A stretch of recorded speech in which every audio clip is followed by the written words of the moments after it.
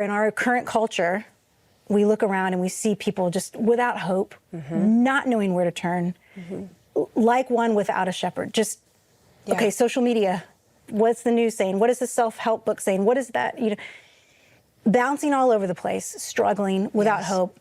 And so Jesus turns to his disciples and he says, pray that the Lord of the harvest will send people into the harvest field. And there's a great scholar, Stanley Hauerwas, and he says, isn't it amazing that the disciples pray that prayer and it turns out that they are the answer to the prayer. They are the ones that are to go. And I think when I was growing up and I heard harvest field, I thought, okay, missionaries in Africa, missionaries in China, you know, and it is that.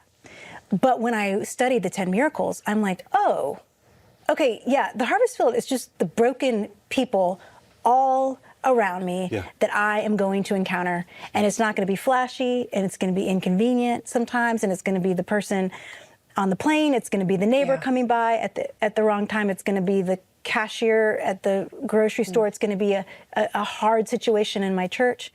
And that's the harvest field. And we're called to it. And I love it. He says, and it's ripe.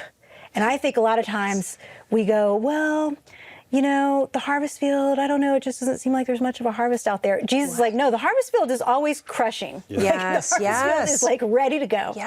We don't have a harvest problem.